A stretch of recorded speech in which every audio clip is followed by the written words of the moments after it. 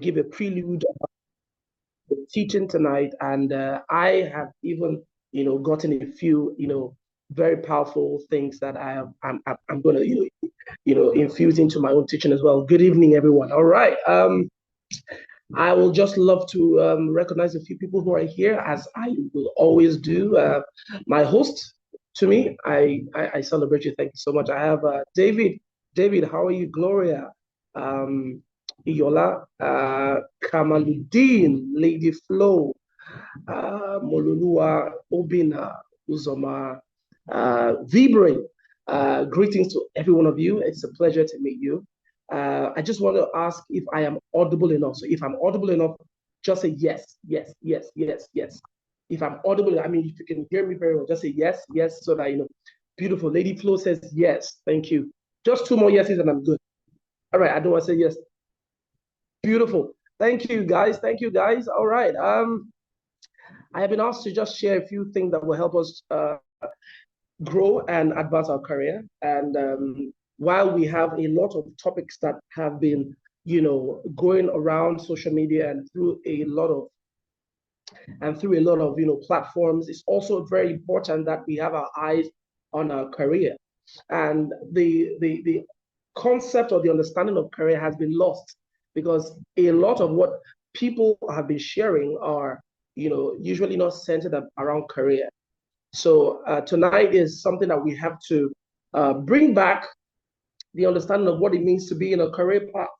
And I'm just going to share some things with you that's going to serve as a playbook for you to be able to maneuver your path in any career you found yourself and make advancements. So first thing I'm going to do is I'm going to ask each one of you to tell me, what career path are you on? Just put it in the comment section. What career path are you on? What's your career? Just put it in the comment. If you have an understanding of what career you are on or in, or you have an understanding of what a career is, just put it in the comment section. What is your career? Yes, I'd love to read. I'd love to read your responses. What is your career? Tell me in the comments. Now, some of us are going to be confused about, am I in a career or am I in business? Don't worry, just put whatever you know, just put it in there. What's your career?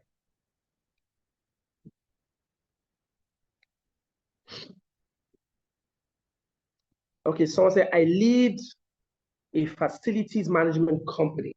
Okay. So you lead a fast. Okay, so what is your career there? What's your career?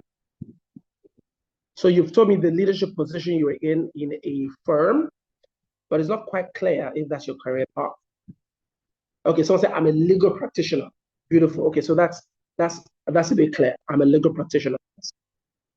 You're a lawyer. All right, I need more, I need more, I need more. And I will tell you the reason why I'm asking this question is so that we can have a very good foundation while we continue, okay? Some people are still thinking, what's my career? What's my career? Don't worry. Put whatever it is that comes to your heart. Someone says sales, marketing, and business development management. That's quite a lot, man. Well done. More grease to your elbow. Someone says, I'm into leadership as in ministry. Okay. So you lead a ministry. All right. Someone says, I'm an IT professional. Beautiful. CEO. So, okay, CEO. So what would my, okay, so you are a CEO. All right. Okay. ID says, I'm a legal compliance professional. Beautiful. All right, beautiful. Thank you for that response. Now, why did I ask this question? It's very important. While growing up as a growing professional, I went to school and came out of school. But before I came out of school, university, I had several passions within me, desires. One of which was speaking. One of which was comparing events. I was a very, very, very, very prolific MC, a moderator, and I still am. It's just I don't do as much as I used to. I was a graphic designer. I used to do a lot of brand designs, and I found out that I was doing a whole lot of things. But here was the catch. I observed that my life wasn't going in a particular direction. So I would have my hands on here and here and here and here, and I was having trickles of success. here and there, but never placed my hand on something tangible. And I began to wonder why that was until, of course, knowledge increased, and I began, to be very what I call deliberate and intentional about what I wanted to do, where I wanted to go. And so why I asked this question was that some of us, we haven't yet seen what we do as a career. Some of us, we are cashing into opportunities. And as the opportunities are coming, we're just laying hold of it. But you will find out that at the end of the day, we haven't built anything that would lay our hands on and say, this is my career, right? So let me answer some people here in the comments. Someone says CEO. So what would be my career? So I don't know what you are CEO of. I don't know what you are CEO of. So maybe you need to let me know that. Someone said, I'm into leadership as a ministry. So you are in ministry. So that's clergy as a minister. So already that's a career path. Someone says sales, marketing, and business development management. It needs to be clearer. There's a whole lot of industry that you just mentioned, even though they share boundaries, but there's a whole lot of industries. I can see about 3 industries here: sales, marketing, and business development management. It's a whole lot of industry, right?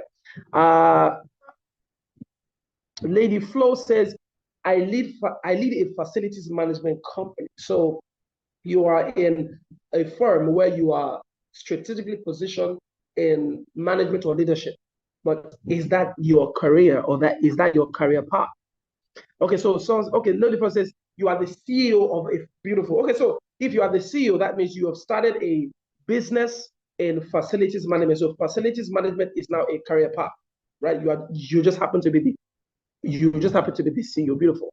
A few things I want to start with. First of all, I want to start with what a career is. And so we have a foundational knowledge about what a career is.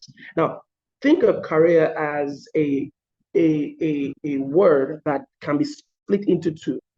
Think about a career as a word that can be split into 2. So if you type career, someone help me type career in the comment section. Type career. I'll show you something.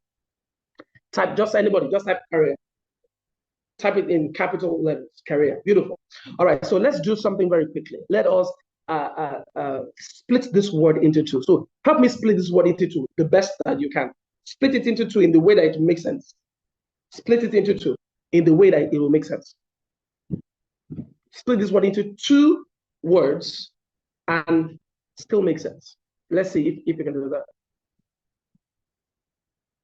I want to teach you guys something beautiful. So we have car and we have ear. All right. So let's see how that makes sense. Okay, someone says care air. Beautiful. I like that. Nice one. I never read that, but that's care air. Okay. So but I think the first one we'll do. The first one is we can make most of that. The first one.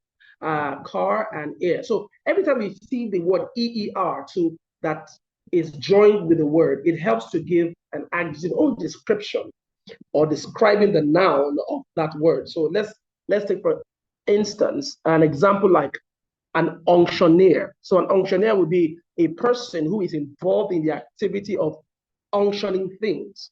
Let's use a word like electioneer, a person who is involved in the activity of conducting elections or participating in elections.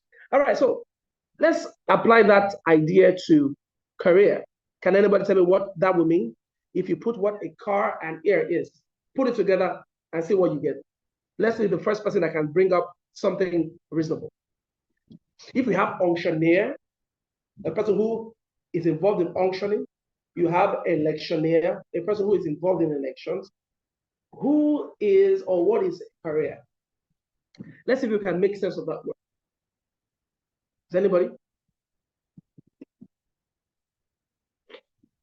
Knowing what a car is, you know what the function of a car is, you know what a car is used to. So when we bring career together, what does that form? Anybody want to try? Am I still audible? I hope I am still audible. I hope I've not gone off network. Okay. Somebody confirm. So let me try using your breakdown.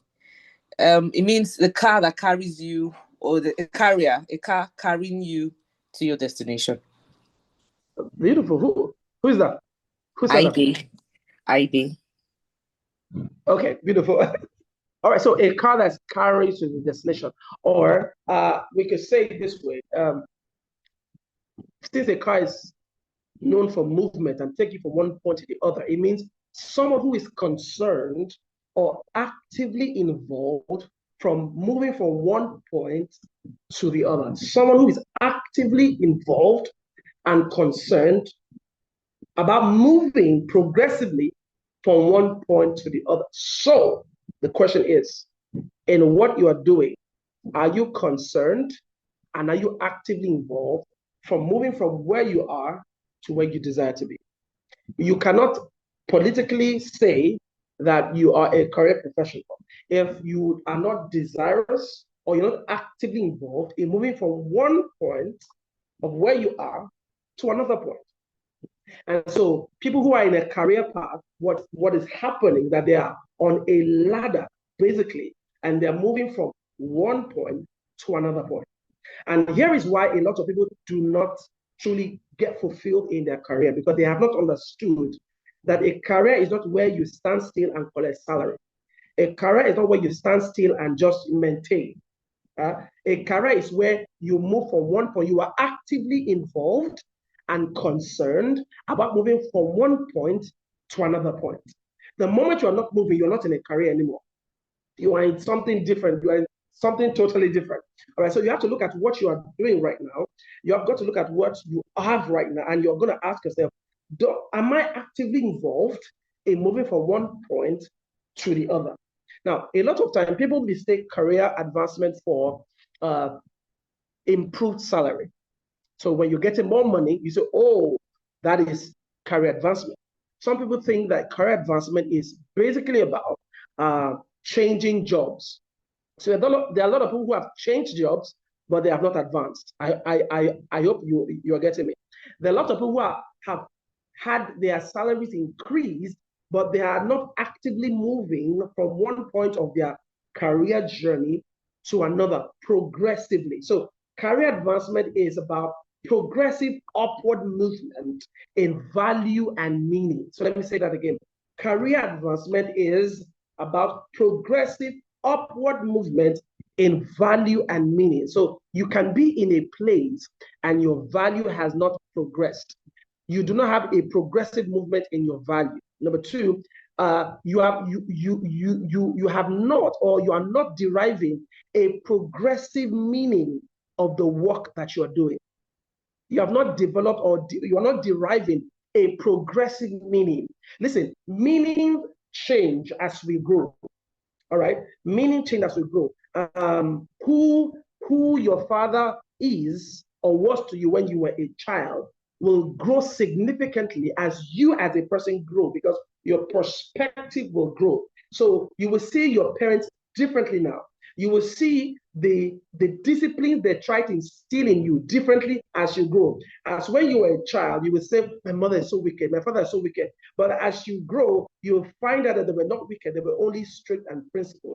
And as you grow, you'll find out that they were only trying to protect you. So meaning, people have different meanings as you grow in relationship with them. So also your career must grow in meaning and also in value. So when we talk about career advancement and why people, especially believers, are not getting fulfillment, is because they are not actively involved in moving, because it is a career. It is a vehicle that takes you from one point to the other in the fulfillment of your destiny. So if I ask the question, how many of you are fulfilled? How many of you know that you have significantly moved in the thing that you are doing? So let me give an example. I used to, growing as a speaker, as a motivational speaker, I have significantly grown my revenue. I've significantly grown my value as a speaker, as a trainer, as a coach. And of course, my career has significantly grown in meaning. So now I'm able to command certain fees when I speak. I'm able to charge certain revenues when I speak and do, because I've significantly grown. In other words, I have been actively involved in moving from where I was to where I am right now. And you must be deliberate in that movement. Once you can't see movement, progressive movement in value and meaning specifically, then there is a what I would call a career stagnation that has to be addressed. So let me go forward in also saying something.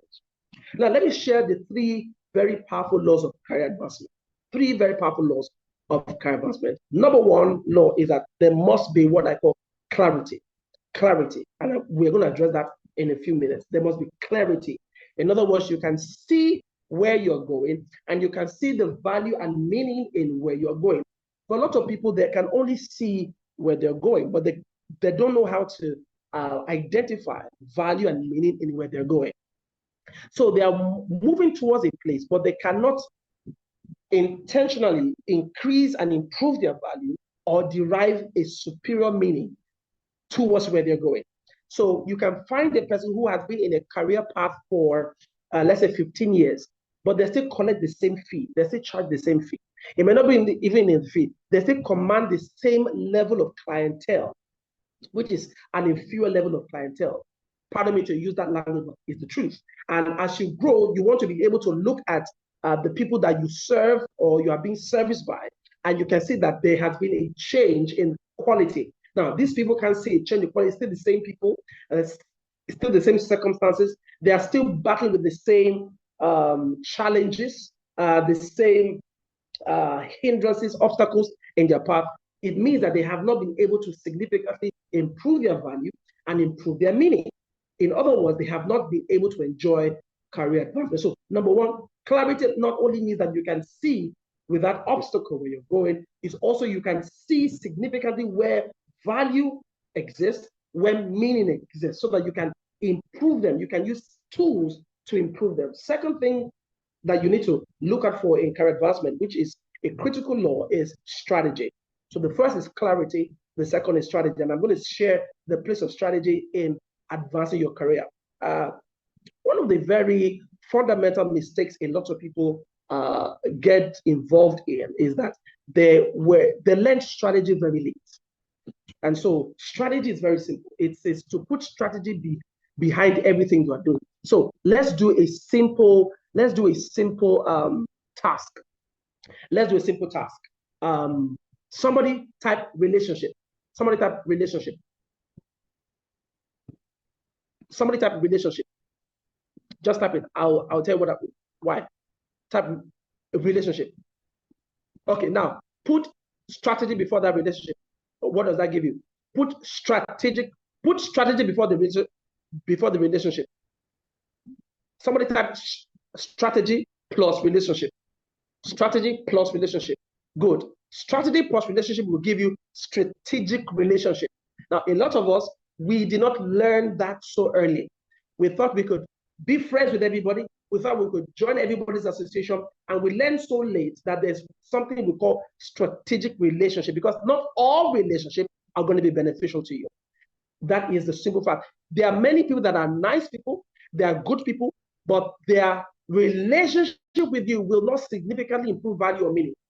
All right. Okay. Somebody type communication. Someone type communication. Quickly. Communication. Very quick.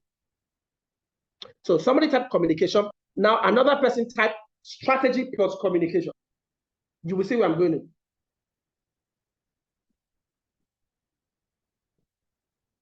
Somebody type strategy plus communication.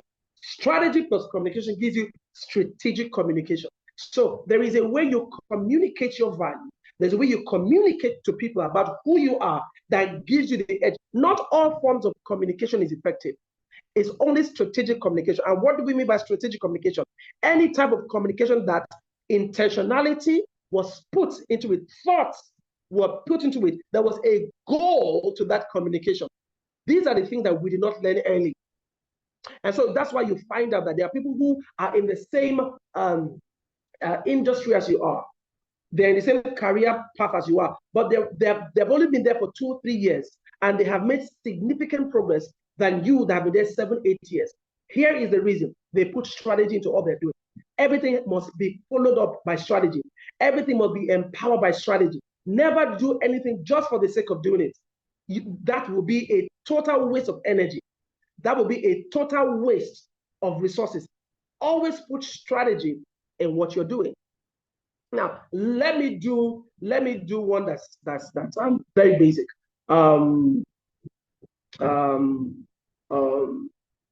Somebody put marketing. Somebody says you are in marketing, right? Put marketing. And then another person put strategy plus marketing, right? Strategy plus marketing makes it strategic marketing. So now everything you've told me that is your career path, just put strategy before it. Just put so strategic legal practitioner, strategic sales, strategic marketing executive, strategic. The moment you put strategy, everything changes. The meaning changes, the value changes. We are dealing with two variables now. We're dealing with meaning and value. The moment you put strategy, you are able to scale up value. You're able to scale up meaning.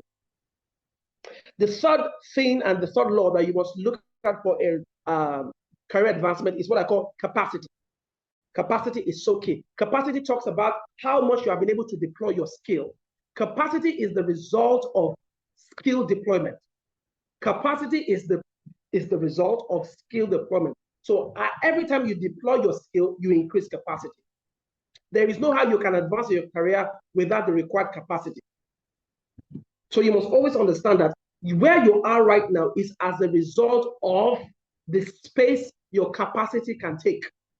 The space your capacity can take. If you want more capacity, what you need to do is to deploy more skill in that area. It expands your capacity. So whatever I'm doing right now, whatever you are doing right now, that you are so good at what you do, is simply because you have been able to deploy your capacity repeatedly that increases capacity. You have been able to deploy knowledge and the right resources that increase capacity, exposures, and what have you. All right. So now let's go a bit deeper into this. So we have three things that we want to consider to advance our career. Number one, we want to advance our career using clarity. Number two, using strategy. Number three, using capacity. Don't forget, we are trying to improve value and meaning in our career. Progressive upward movement in value and meaning. All right. Now, the first thing is that you must also need clarity. Clarity is where you are going, So here is it. Clarity is not only seeing where you're going, it's also understanding how to identify where you can upscale value and meaning. Don't forget that. If you can't see where you can upscale value and meaning, you don't have clarity. You don't have clarity. Trust me. You really don't have clarity. You need to know where are your value points. Where are the points that you can derive more meaning at what you do. All right. So here is the thing. In clarity, you want to be able to understand where you're going, your destination. And number two, you want to be able to understand perception. You want to be able to shift perception. You want to be able to shift your perspective towards your goal. And the funny thing about it is that a lot of people are similarly growing in their career, but they have not changed perspective. So let me give you what this means so that you can have more advancement in your career. When you shift perspective, because position shifts perception. Position shifts perception. For instance, the way I look at a thing from this angle, it's not the way that thing will appear to me if I shift my position. If I shift an angle from my current angle, what I see changes. Now, the thing about clarity is that if you want more clarity, if you want a sharper clarity, you have to be willing to change perception. You have to be willing to change perspective about what you do.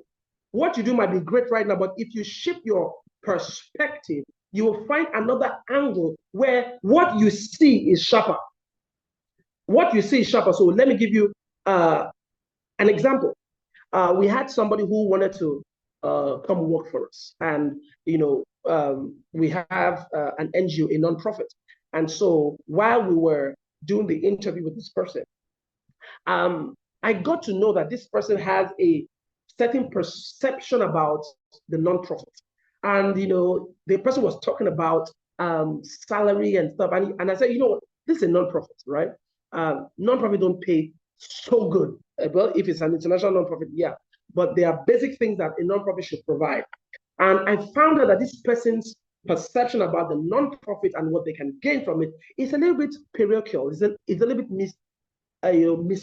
It's a little bit limited to what they feel should the nonprofit should give them.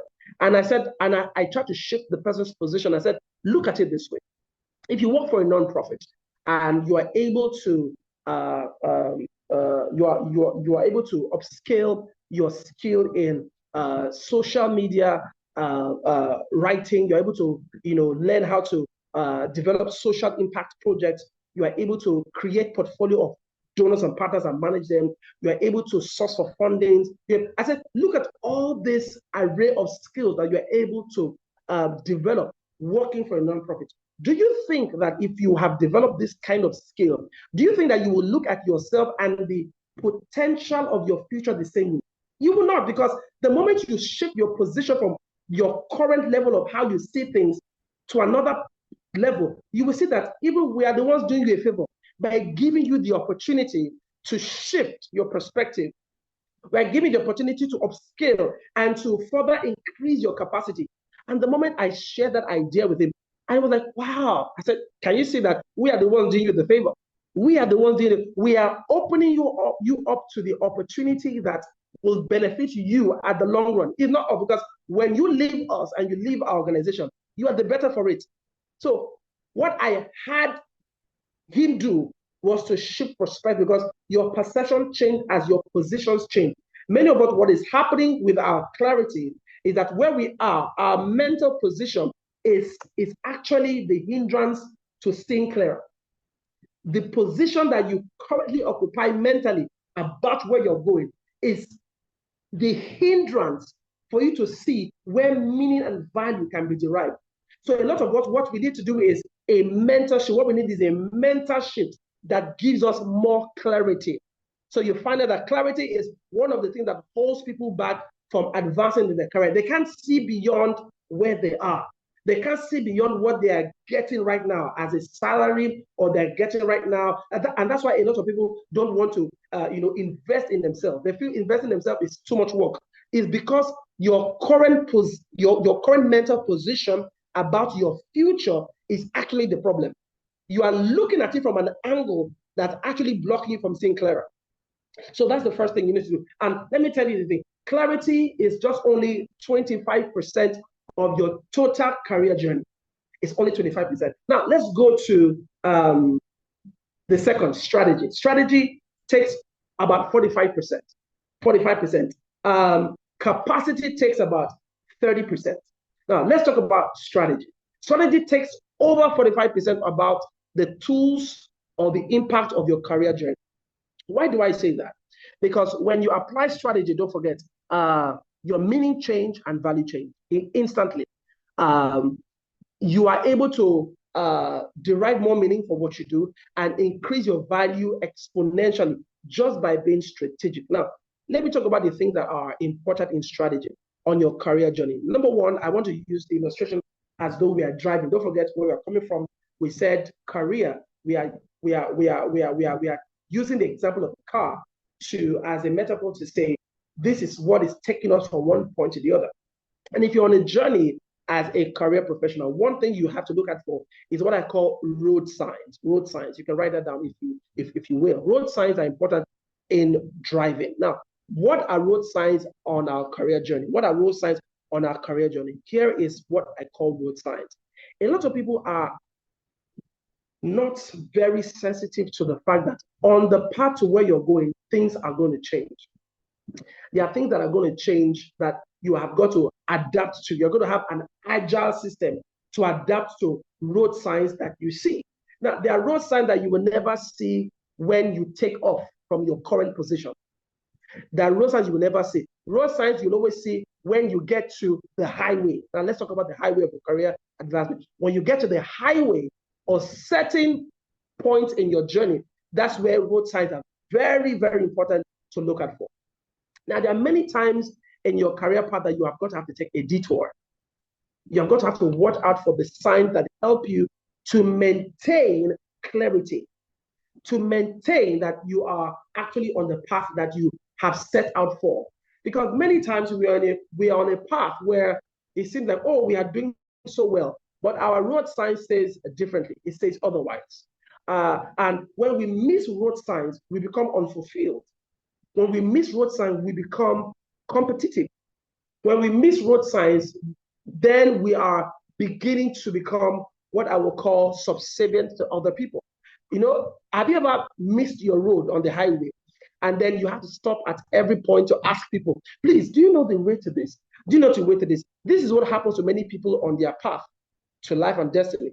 Is that the moment you miss your sign, because you were carried away by certain things. The moment you miss your sign, what happens that somebody who is meant to be focused, somebody who is meant to have it all figured out, to have a clear map on where he's going, suddenly becomes a person that is distracted. Suddenly becomes a person that is, looking for cheap wins, that is looking for helps that it is in your natural DNA to have provided. It was in your natural DNA to have been able to, create. But because you have missed your road sign, what happens is that you see people who started out well beginning to, do things that are below them. Below them. Let me give you an example. Let me give you a good example.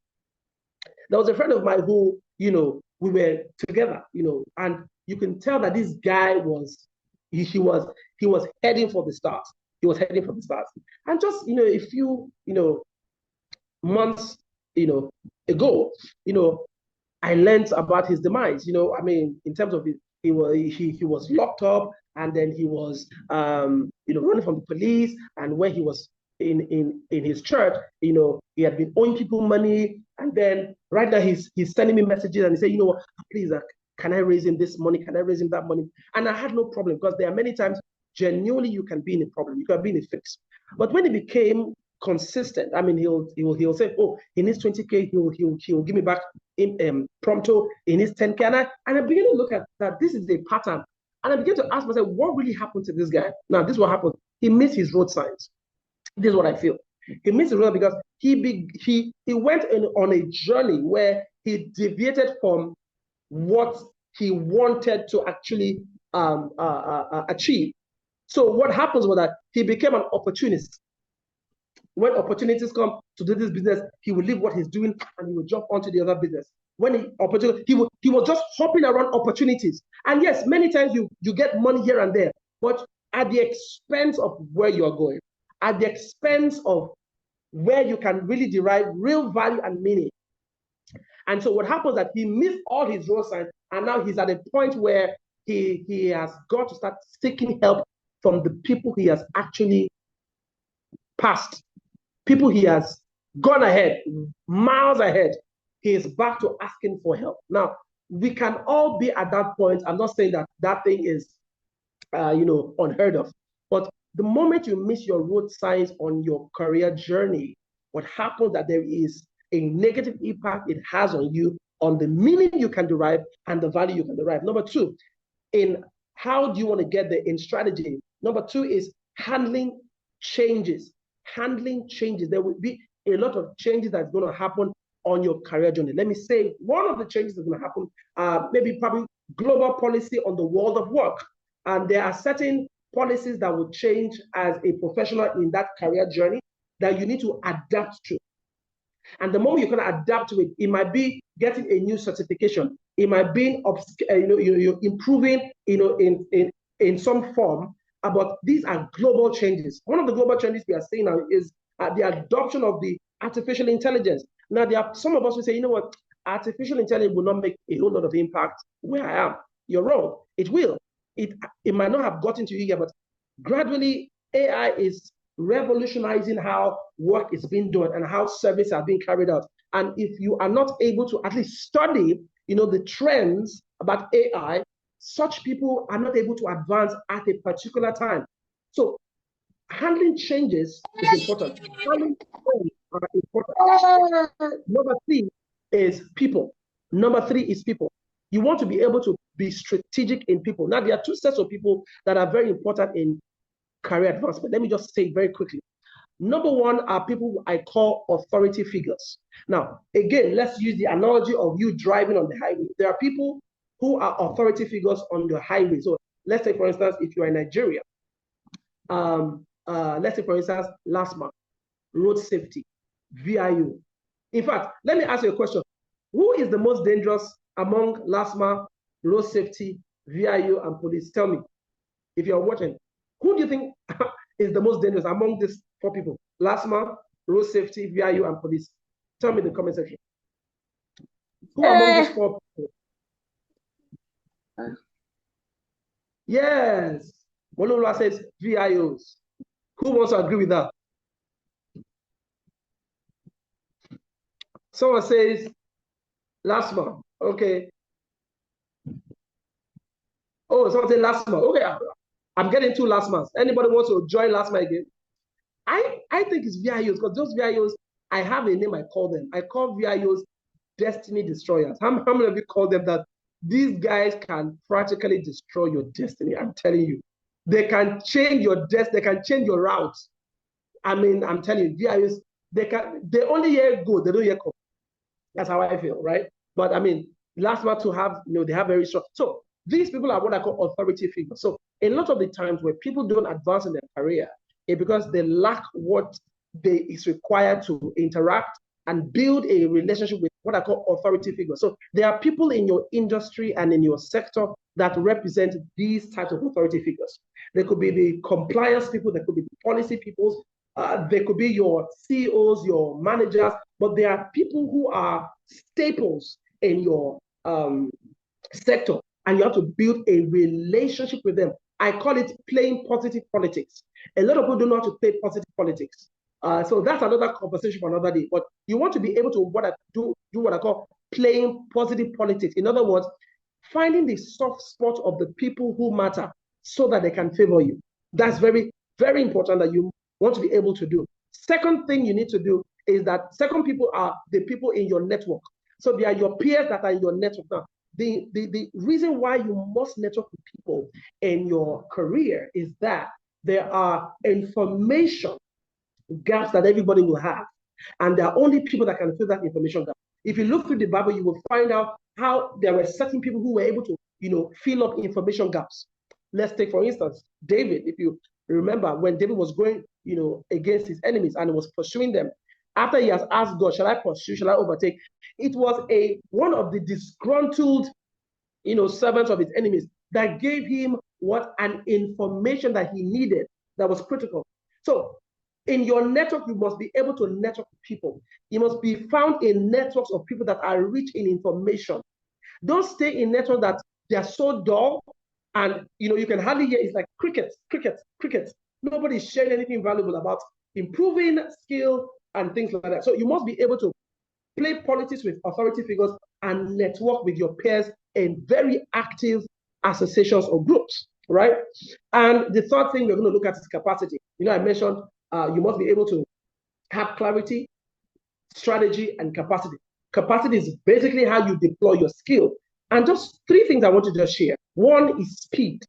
Speed has a lot to do with your capacity. Again, let's take, for instance, the car is moving, your career is moving. Now, you need speed. For you to advance in your career, you need speed. What is speed in this regard? Speed is what I call, if you want to write it down, you can write it down. Speed is what I call your response capacity. Yes, okay, thank you. Your response capacity, your capacity to respond to opportunities. A lot of people don't have speed in the sense that they take too long to respond to opportunities in their career path. So there are things that are happening in where you are. There are things, there are information. But a lot of us, you want to say, let me go and pray about it. Now, prayer is good, but not everything will be answered through prayer. Many things will be answered through wisdom. Many things will be answered through association. But a lot of people take time in responding to opportunities. And there are many things you will pray for that God will give you. He will give you the men. He will give you the time. He will give you the chance. But if you can't respond in time, opportunity has a time gate and it closes. So you want to be able to work on how quick you respond to things, how quick you respond to opportunities, how quick you respond to people's inquiry, how quick you respond to meeting the need that you have found that is a gap in your value and your meaning. Some people go and get a certification too late when that certification has expired. You know now, right, that master's degree now is like BSc. For a lot of people that you should have gotten your master's before, you didn't get it when you were supposed to get it. Now, getting your master's right now, it's going to look like BSc. I remember when the immigration doors were open for this jackpot, and everybody was going to the UK for school and for stuff. I knew a lot of people who were saying, I'm still thinking about it. I'm still thinking about it. Now it's very difficult for them to go because they are put on strict, policies around immigration. Now they have missed that opportunity. Many times, what stops our advancement is our slow response to opportunities. Second thing I want you to consider when it comes to capacity is your ability to maneuver. In driving, your ability to switch lanes tells a lot about your skill. It tells a lot about how much you have really deployed your skill to be able to develop a capacity to know when to switch lanes. Now, switching lanes here in your career advancement means that you must understand where to move from one career lane to another. Now, you can still be on the same career path, but you're on different lanes. So let me give you an example. For some people who are in the banking industry, you could want to switch to fintech and see how you can add technology to your understanding of banking. Add cybersecurity. There are many things that you can switch to that could give you a faster advantage, right? And finally, brakes. Brakes are important. This is my last point. Brakes. In driving, brakes are important. Know when to take the needed brakes. Now, brakes here means knowing when to rest from an active pursuit in order to consolidate or to observe changes. Knowing when to know when to rest from an active pursuit in order to consolidate on what you have been building or what you started building, or to know when to observe brakes. In driving, you brake so that you can actively observe or consolidate on your speed. Listen, brakes are important. Sometimes a lot of us, what usually puts us into trouble is that you are too fast. Sometimes you need to take a break and consolidate on that achievement and build and maximize the value out of it, maximize the meaning out of it. Let me give you an example. For some people, you don't need more speaking engagement. Speaking engagement is actually destroying you because every time you go to speak, you don't have a product to sell. And instead of people to value your speaking, they don't get the maximum value because when they say, do you have a book? You don't have a book. Some of you need to take break from speaking and start writing a book and start writing your ebook. That way, you are able to come back out with more meaning and more value. So that is where the break comes in.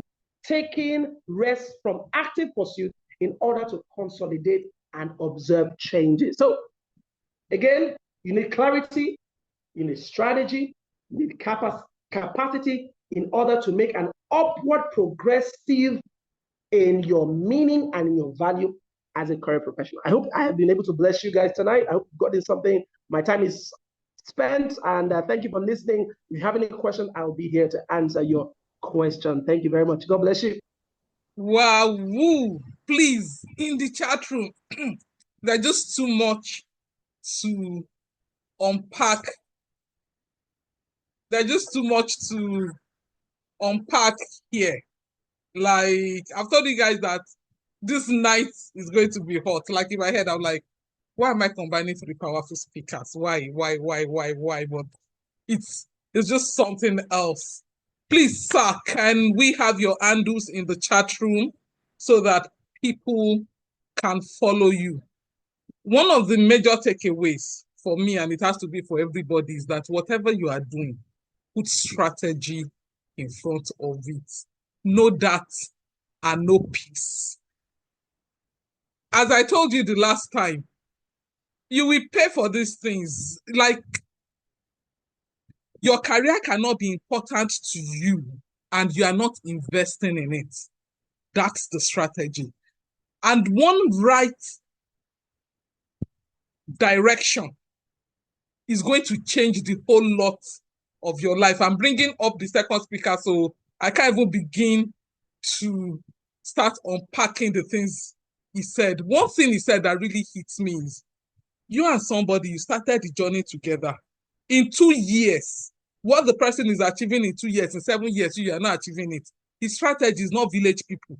That's why we are getting this wisdom now. And with what we've heard already, I know that this evening is not wasted. Thank you so much, sir. We want to wait until after all the speakers have spoken before the questions and answers. I will be playing, and so that we know, I met Coach Mo on a paid platform.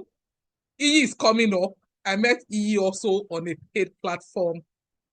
There are places where you meet people, because sometimes people will be asking me, so where do you meet these people? Where do you meet these people?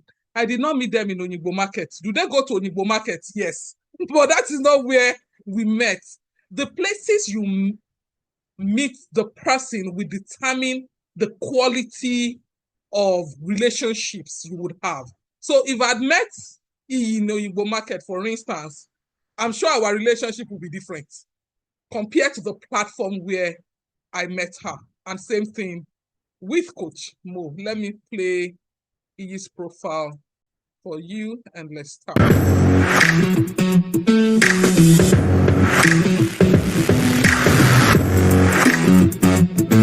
Iyiola Oyefeso is a general counsel and board advisor with 15 plus years of legal, compliance, and transactional experience. As a trusted advisor to executive leaders and boards, she provides legal and compliance support to organizations to achieve business growth and stability.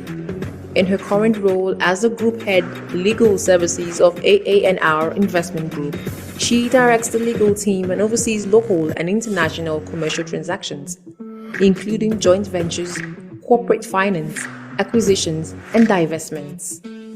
She is knowledgeable in business finance and has advised on acquisition transactions with total values exceeding millions of dollars. By overseeing contract negotiations and post-acquisition integrations, she guides executive leadership teams in ensuring cost optimization, risk management, and financial profitability. She is passionate about building the next generation of lawyers and regularly provides thought leadership articles and mentorship for young legal professionals. Okay, the next voice you'll be hearing is Iyi. Good evening, everyone. It's so lovely to be here. Thank you very much, Seminino, for having me once again. I think are you sharing your screen? I'm not sharing my screen. I don't think that's Okay. me. Okay, it's gone. Thank you for having me once again. It's lovely to be here. I will start by sharing my screen because I'm going to be presenting as I speak. So I need you to confirm to me as soon as you see my You can try and screen. share now.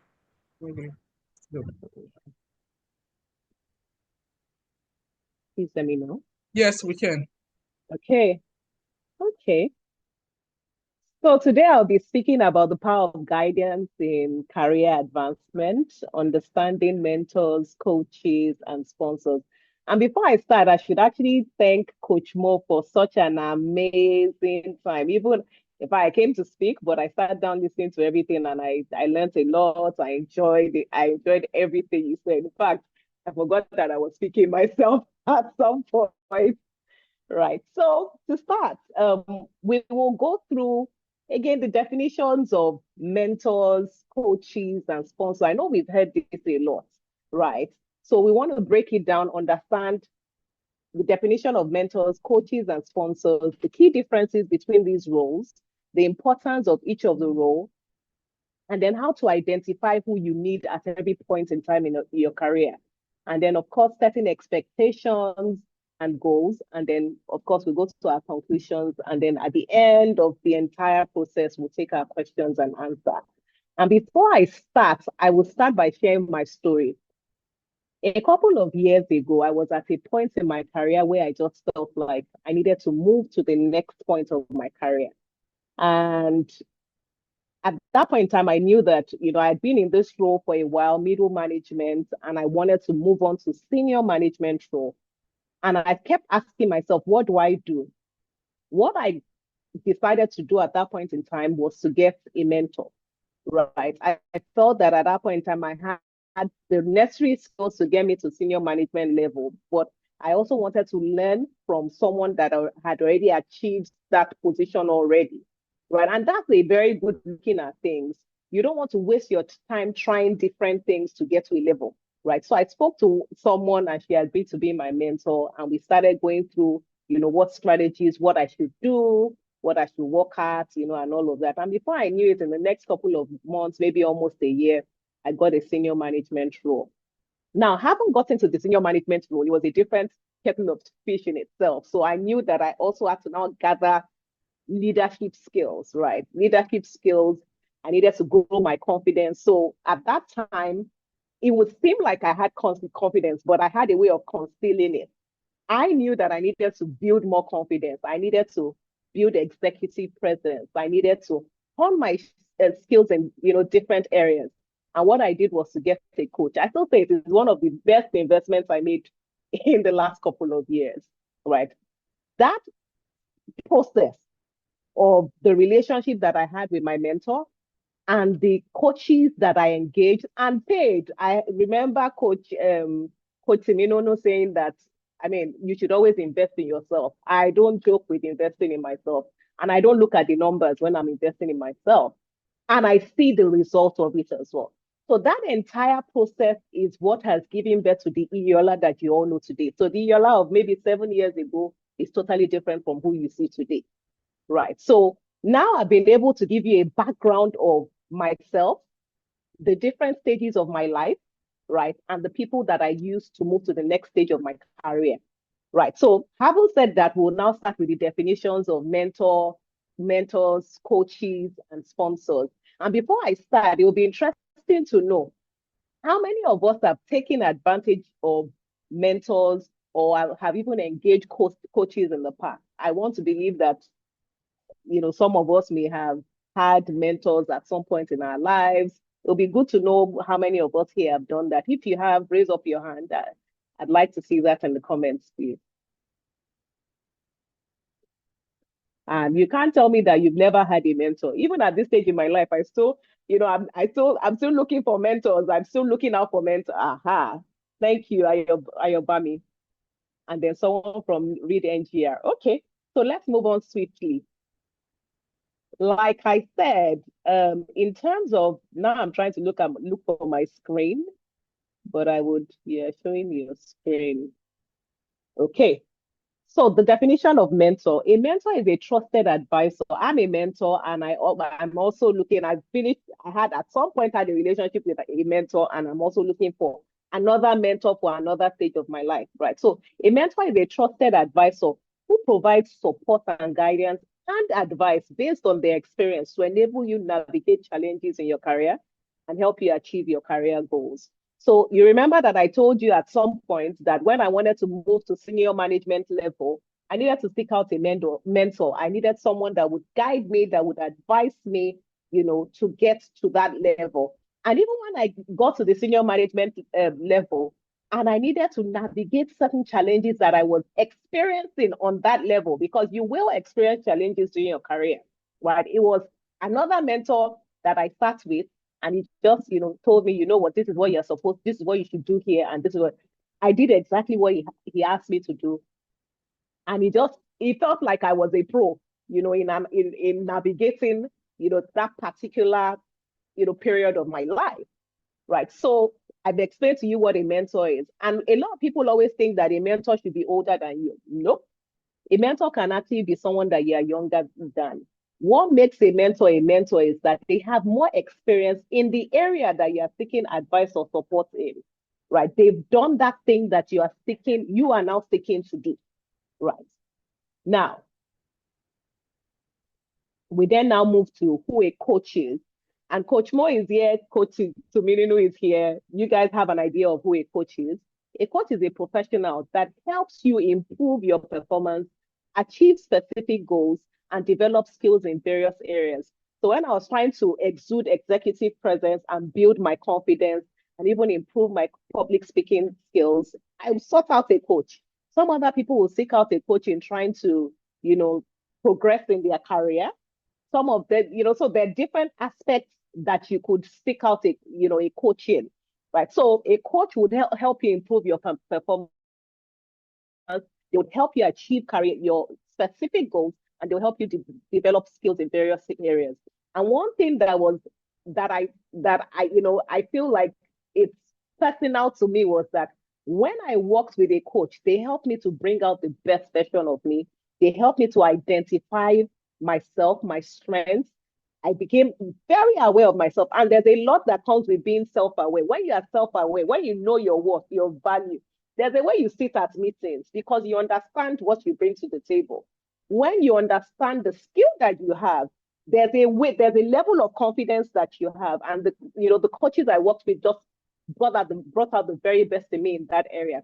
And what that did for me was that it helped me improve my performance in various aspects of my career, at work and other parts of my career. Right. So again, coaches also offer tailored strategies for skills enhancement, and they give clarity.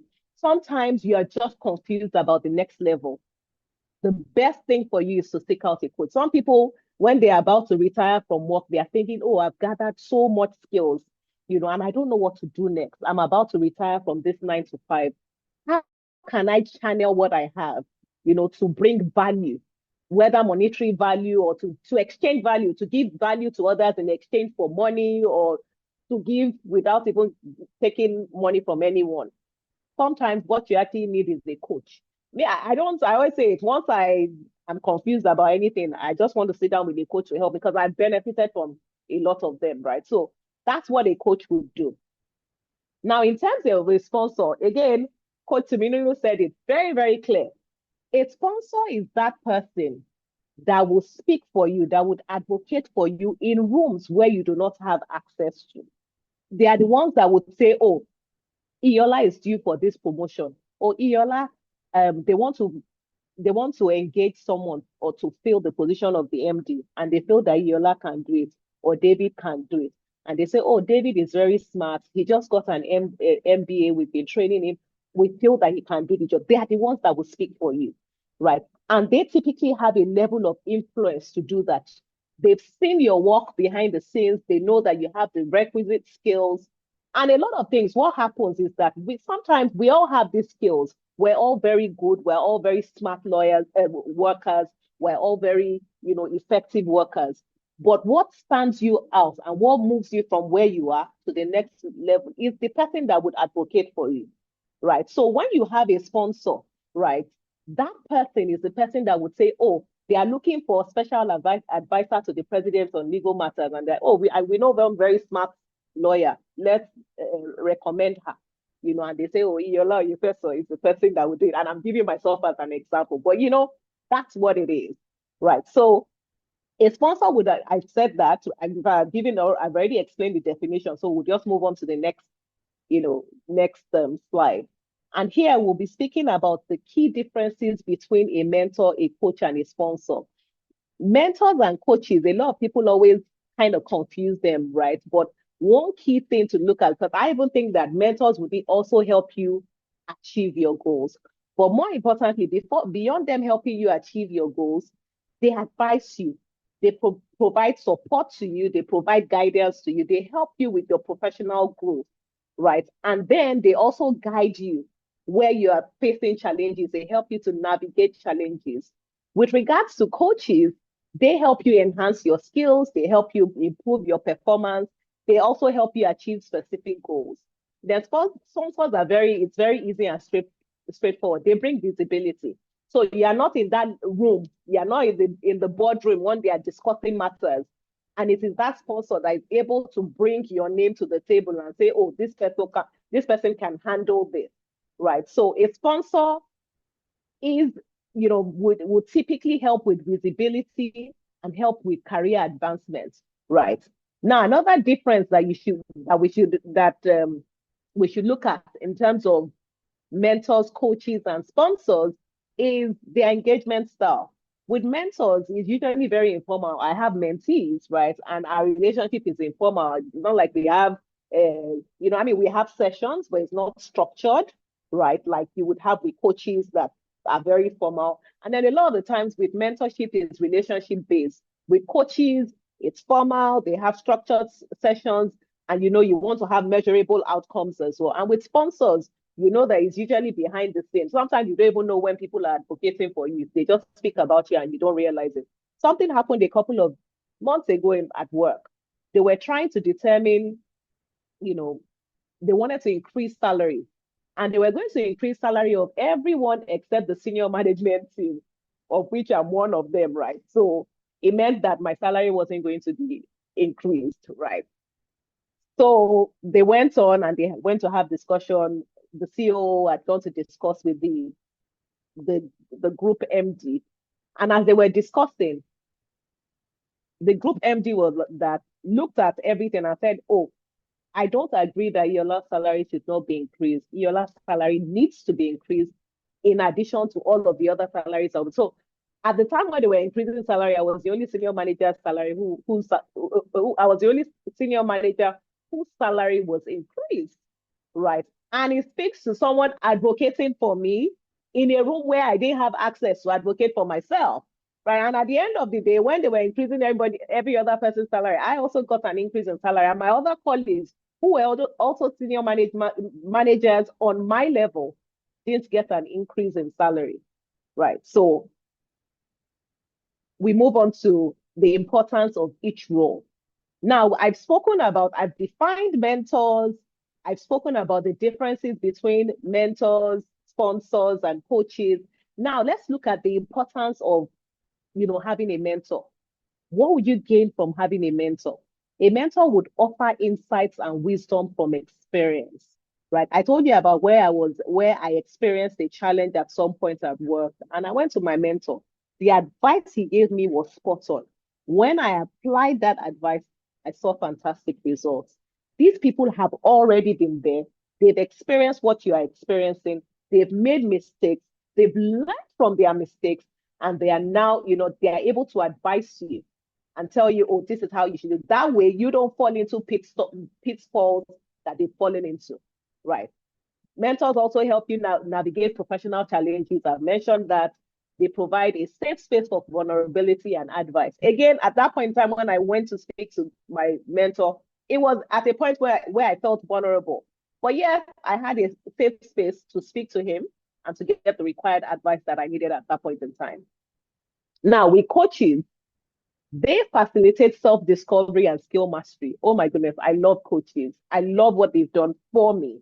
And I see what they're doing for other people as well. Again, I always say the biggest power that you can ever have is knowing your value, knowing your skill, knowing who you are. Once you know that, that's the step to greater height, because it just builds your confidence and and helps you move on to the next level even faster or better, right? So they facilitate self-discovery and skill mastery. They also equip you with strategies for personal and career development and performance improvements. And then they foster accountability and goal achievement. So while you're picking out a coach or while you're working with a coach, I beg your pardon, you get to a point where, you set your goals with them. They help you, they guide you in achieving your goals, and sometimes they even act as your accountability partner, or they ask you to get an accountability partner, but they still follow up, right, to see whether or not you're doing what you're supposed to be doing, right? Now, in terms of sponsors, what is the importance of sponsors? They open doors of new opportunities and network. I remember a story of someone I know very well, and I know that coach would also know this person, but I won't mention her name. She used to work in and she still works in that organization. She was in the organization working as she was initially the head of finance, and then she became the CFO. And then when she was a CFO, reporting to the MD, and then the MD was then promoted and was given another role entirely, right? And this MD spoke on her behalf and said, this lady can do this work. We don't need to engage anybody else outside. We need to promote her to the level of MD to take on my role. She has since done that job and done it exceptionally well. If that sponsor had not spoken on her behalf, there was a high probability that they were going to engage someone from outside of the organization, because she just seemed like a timid person who was a CFO that couldn't really handle that position. But that sponsor spoke for her, gave her that opportunity to work as an MD, and she's doing the role exceptionally well today. Right. So sponsors also provide visibility in leadership circles. From the story I've given you, I'm sure this is self-explanatory. And then they influence organizational decisions. Again, the story has explained it all. Now, in identifying who you need to at any stage of your career, people would say that in the early stage of your career is when you need a mentor. I don't think so. I think you need a mentor not only at the early stage of your career, but even in the mid stage of your career, for as long as you are seeking to achieve a particular goal and you know someone that's already achieved that goal, and the person can advise you, guide you, and support you to make your own life and journey easier, right? Whatever stage of your career you are in, then you can seek that mentor. So if you are seeking to transition into a new role, maybe a higher level, you're a middle level manager seeking to transition into a senior manager role, right? Or you're just seeking to transition even maybe to a different role entirely, you can seek a mentor. Whether you are at an early career stage or a middle career stage, you can also seek a mentor if you are seeking to achieve a career goal. And then, of course, it's very important. You guys are very lucky. For people that are starting out their career now, when I started out my career, there was nothing like mentors, right? You have to figure it out yourself. But imagine the fantastic opportunity you all have now to just look at someone, admire the person, and think, oh, I want to be like this person. And then look for a way of being the person's mentee and following up with the mentor very well, and doing exactly what the mentor is advising you to do. You will just see how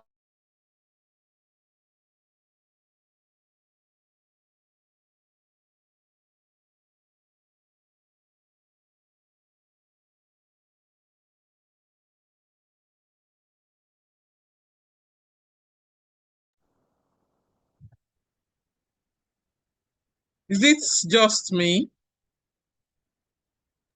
No, not just you. I think her network has frozen a bit. Yeah, let's give her a bit of time.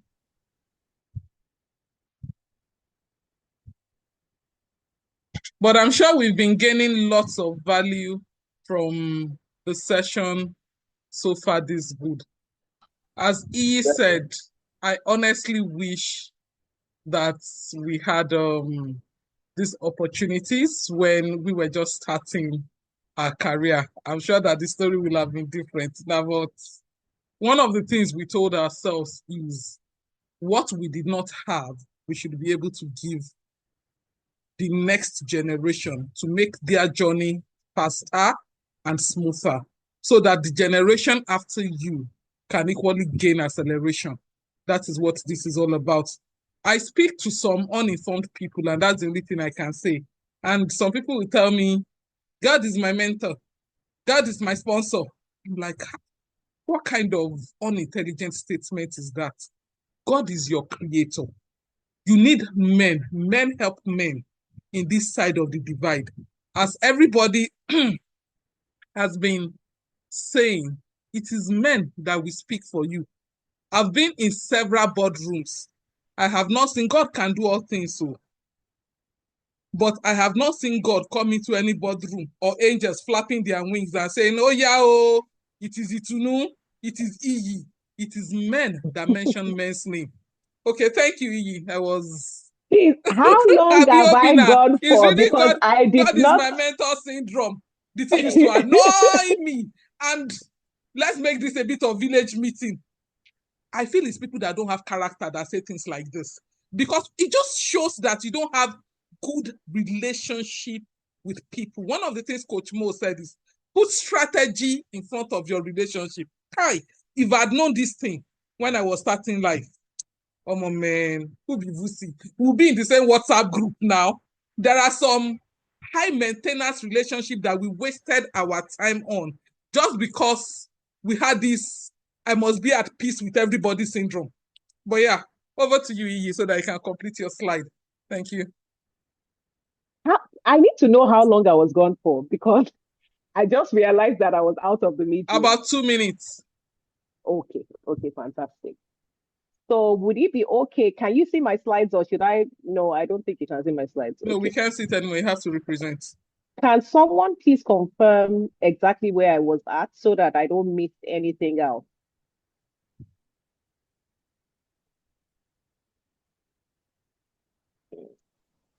Okay, yeah, I Can think this is anybody where you confirm? stopped, identifying who you need. Identifying who you need. Yeah. Okay. Did you hear me speak about identifying who you need when it comes to mentors? Did you Yeah, hear that me was speak where about you that? said you don't agree that it's just at the beginning of your career, you need people all through your Yes, career. yes. Okay, fantastic. Okay. So so that I know when I go off, I'm going to keep the screen like this because I didn't realize when I just noticed that I was out of the room. Okay. So in terms of a coach, when do you need a coach? You need a coach when you're looking to develop or improve a skill, right? For me, I wanted to develop my public speaking skills. I wanted to improve my performance in my career. I wanted to exude executive presence. I wanted to grow confidence. There was a time when I wanted to polish my brand and when I wanted to increase my visibility. So at different stages of your career, you kind of, so for me, that was what it was. So yeah. Another thing that you would look at when you want to determine whether or not to take a coach is are you seeking to achieve a career goal? For me, again, I've given all of the goals I was seeking to achieve at the time, right? Preparing for transition. Yeah. So there are some times when you want to prepare for transition, you're about to retire, maybe, and you're a bit confused about how to go about the transition. Sometimes it's a coach that you require for clarity. Then you also need a coach when you are at the mid or late career stage, or you've just taken up a leadership role. You also need a coach at that point in time. So I don't particularly, except you want to get a coach that would help you with interviewing, preparing your CVs properly and interviewing and all of that. I don't know that you really need a coach at the very early stage of your career. But yes, for mid to later part of your career, I think that you need a coach during that period. Right. So again, for sponsors, mid-career stage. Why? Because at that point in time, you've grown skills, people know you, you've shown your skills, you've shown your expertise, your sponsor can trust that you deliver because it takes a lot for a sponsor to put their reputation on the line and say, I trust this person, right? Give this person this opportunity, right? You would have shown yourself. So nobody is going to be putting their name, their reputation on the line when you just started out your career without really showing me that you've done you have the requisite skills. Yeah, maybe you've worked with me for a couple of months or a couple of years, depending on the situation. Maybe I can do that, but the most important thing is that I want to see that you have the requisite skills, you are reliable. I won't be damaging my reputation if I recommend you or advocate for you. So typically you would find this at the mid career stage, sometimes maybe at the early career stage, but not quite often, right? And even if it's at the early career stage, you would have worked with the person for maybe a year or so before that person feels comfortable recommending you, advocating for you, or maybe a couple of months. But you must have shown skills, that you have some level of skills, you have experience, you are reliable before they can advocate for you. All right. So in terms of the next point will be setting expectations and goals. So you've built this relationship, you found a mentor, you found a coach, and then maybe a sponsor, right? What are the things that you need to do? You have to establish clear objectives. So you have a mentor, let the mentor know exactly what you are seeking to achieve. What are your goals? What are you seeking to achieve? Otherwise, it'll probably be an exercise in futility if you haven't done that, right? Then communicate openly. Communicate with them openly, discuss your expectations. The mentor will probably want to set boundaries, discuss commitment levels, how often are you guys going to speak, how, and all of that. And again, the mentor also would want to have see some level of commitment from your side as well, in terms of you doing what you're supposed to do, appearing for meetings on time and the rest. And then in all of this, you have to set your goals, right? Beyond, okay, so I'm talking about mentorship and all of that, but it's not just mentor, it's also with your sponsors as well, with your coaches as well, establishing with clear objectives. With your sponsor, some people will actually approach their, I've never done it before, right? Approaching sponsors, because I know that it can be a bit difficult. I don't mind doing it. I don't mind people sponsoring me. I don't mind requesting for it, but I also know that it takes a lot for someone to just decide to advocate for you. I always get people advocating for me anyway. I'm not advising you not to. If you feel that someone is able to get you to a next level, and you feel that you are reliable enough, right, and you have the requisite skills, and all of the things that you need to, to execute what you are requesting for, right, by all means, speak to whoever it is that can help you get what you want, that can recommend you, right? But in doing that, you would again clearly articulate to your sponsor, to your proposed sponsor, this is what I'm looking to get to, and all of that. So again, whether it's a mentor, whether it's a coach, whether it's a sponsor, it's important to clearly establish your objectives. And again, communicate openly. So it applies to all three. And then, of course, in order for you to be able to have an effective working relationship, set your goals and make them be smart, right? Particularly with regards to your relationship with your mentor and your coaches, right? Let them be specific. My mentees, I always make them, that's the first thing I always ask them to do when we start, right? What are your goals? I need to see your goal setting form. You need to set your goals, you need to develop your plan, and it needs to be specific, measurable, achievable, realistic, and we can go back and forth like twice, ensuring that goal setting form is well prepared, and then we begin to implement, right? Because that really is your guide, and that's what makes you feel fulfilled at the end of the day. Otherwise, the exercise is a futility, right?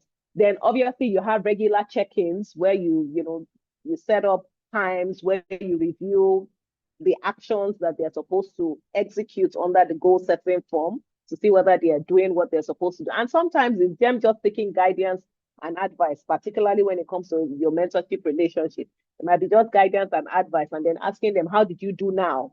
How did you address the situation when you went back to the office? And then they come back with feedback, and then you give advice and all of that, right? So that's it in terms of setting expectations and goals. And then for best practices for executive relations, for mentees and coaches, be proactive in your communication and your feedback. Don't wait for your mentor to ask when be proactive. Send a message. We're having a meeting in the next maybe 48 hours. I just wanted to send you a reminder. Some people want that, because your mentors are in a number of occasions, they are very busy, right? So when you do that, you're also helping them, right? Give feedback, right? Show appreciation and respect for time as well. And in terms of your sponsors, and from the sponsors, mentors, and coaches' perspective, give constructive feedback, recognize achievement. Everybody wants their achievements to be recognized, because that's what stimulates them to want to do more, rather than overlooking it. It won't cost us to say, oh, well done, you've done this well, now we're moving on to the next stage. It encourages them to want to do the next thing better, right? And then be available and, of course, and engaged in the relationship.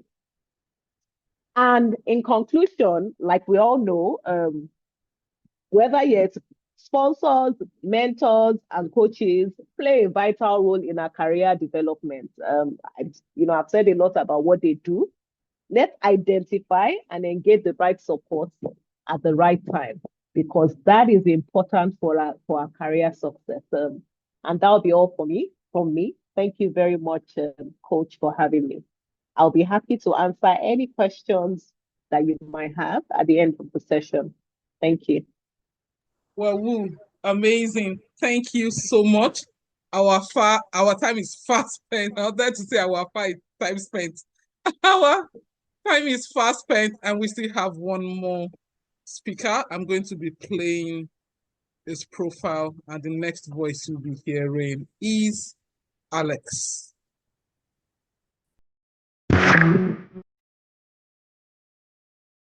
Audio John.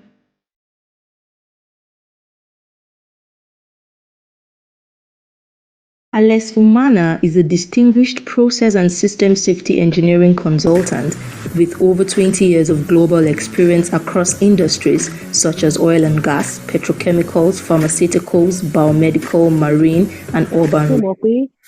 Currently, he serves as the Safety Assurance Manager at Hitachi Rail Toronto office, Canada, where he plays a key role in safety assurance, system safety engineering, and risk management on major international projects spanning North America, Europe, Asia, and the Middle East. In addition, he is the director and co-founder of RS Consulting Limited UK, overseeing process safety engineering and risk management strategies. Alex holds a bachelor's degree in electrical engineering from the University of Ilorin and a master's degree in safety engineering, reliability and risk management from the University of Aberdeen. He is a UK Chartered Engineering, a Fellow of the International Institute of Risk and Safety Management, and a certified PMI member. Beyond his technical expertise, Alex is deeply committed to leadership, governance, and mentorship. He currently serves as the board chairman of Greatness Church in Ottawa, Canada, and actively mentors young professionals through the Read NGR mentorship program. He is also the founder of Set for Greatness, a daily motivational platform on YouTube and Instagram. Okay, ladies and gentlemen, the next voice you'll be hearing is Alex. Hi, everyone. Can you hear me? Yes, we can. Can you hear me? Can you see me? Yes, we can. Okay. Thanks, everyone, for staying, back to listen to my voice and to see what we can do regarding the building influence. So the topic I'm going to be talking about today is about building influence. I'm not like a stranger when it comes to Reach. I've been with Reach for the past 3 years now, right? I've been involved in the mentorship program as well too. I think this is a very good topic. It's a build-up of what has been talked about by Coach Mo and Iyiola. Coach Mo talks about the career playbook, which I see that as a sort of a foundation to what we want to talk about today.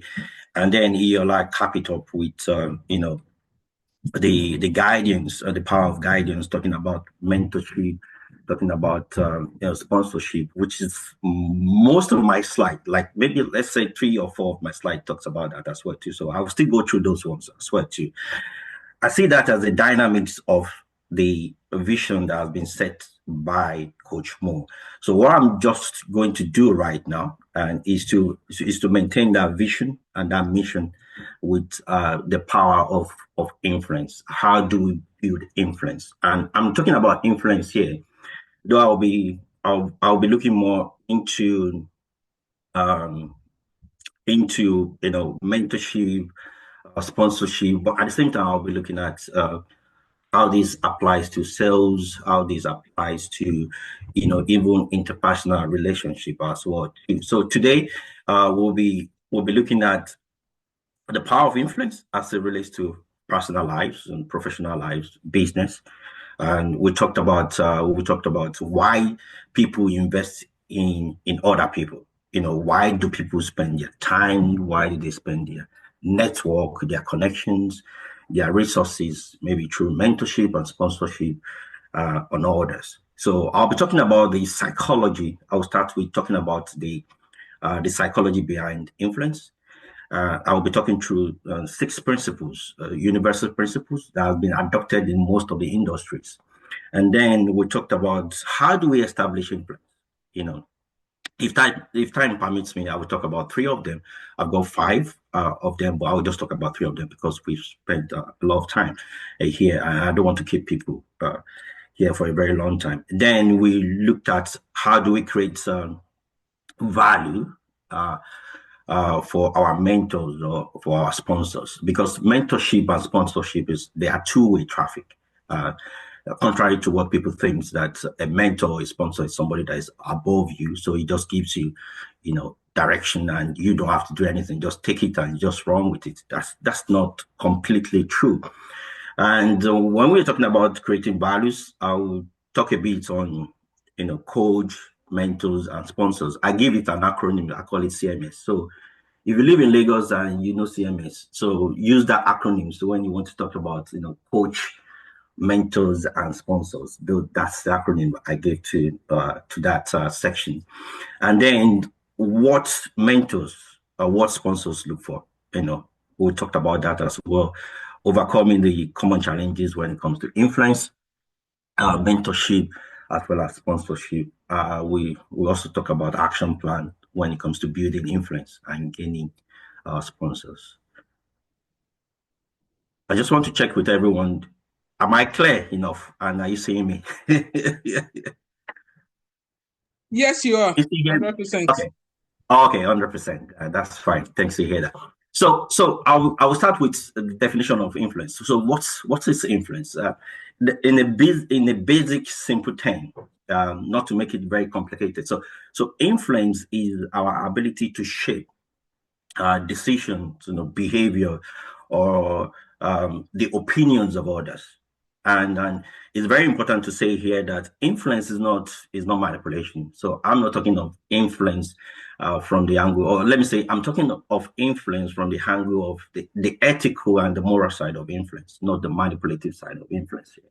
And influence isn't about control. Influence is more about connection, because the more you are connected to people, the more it's easier to influence people. And that's why, marriage is an example. The more people connect together, the more they are able to agree more on things, right? That is the way things are supposed to be, because they've stayed together, they've understand the dynamics of each other. So it's all about connection. It's not all about control. And influence I'm talking about here is a hack and the science of how to make people to say yes to some of our requests. And the sixth principle I'm talking about was actually developed by, I don't know if some of us have read the book of this great man, a professor of marketing and psychology from Arizona University in the United States. So he did like 2.5 years research. And he was looking at, why do people say yes to our requests? Politicians, sales guys, fundraisers. Why do they, say yes to, why do we say yes to some of their requests? Why were they able to influence us with their words and with their actions? So he came up with 6 universal principles. So Robert Cialdini is a well-known guy when it comes to persuasion, compliance, or negotiations. He has worked with a lot of companies like Google, Microsoft. So he's an authority when it comes to influence, persuasion, or the psychology of marketing, how people behave, how human beings behave, because there is a human aspect to even marketing and sales, which most of us don't go into really. So Robert Cialdini is a godfather of influence when it comes to principle of about of influence, and the guy coming up with those 6 principles. So what are those 6 principles that works in your relationship, works in your business, works in your career, and also in your personal goals? So he came up with this 6 principles. The first one is the principle of reciprocity, right? He mentioned this very clearly and in details in one of his books. So principle of reciprocity, that's the first one. The second one is the principle of scarcity. And the third one is the principle of authority. The fourth one, I think, is the principle of commitment and consistency. The fifth is the principle of consensus or social proof. Most of us must have heard about it. And the last one is the principle of likability. I'm trying to list all these principles in case time will not permit me to go through all of them. So I'll pick the first 3 ones, which is the principle of reciprocity, scarcity, authority, how that gives you influence, and how that applies to on mentorship and sponsorship. So the principle of reciprocity is the principle of give before you ask. Is a principle that depends on, if you offer a free gift or a favor, you're likely to to have a bigger return back. So people will say yes to people who give to them first. So what principle of reciprocity is actually hanging on is a propensity of human behavior where people feel obligated, right, to return favor or to return kindness. And when you look at it in terms of mentorship or sponsorship, what reciprocity will do is that it will help you to strengthen the relationship and create a sense of mutual benefits, and it increases influences. And the reason why I say this is because people always think mentorship or sponsorship, like I said before, is a one-way thing. It's not a one-way thing. It actually is a mutual benefit relationship. And study shows that if you offer a customer a chocolate, right, in a candy shop, there is 42% likelihood that they will buy from the shop. And the reason for this is because they felt obligated to give back to you. So it's a principle that we use to influence, and we use it also in sales. We use it in in mentorship as well. In sales, if you offer something, valuable upfront, Amazon will give you free trial, and most of us, after the free trial, we forget after the 30 days.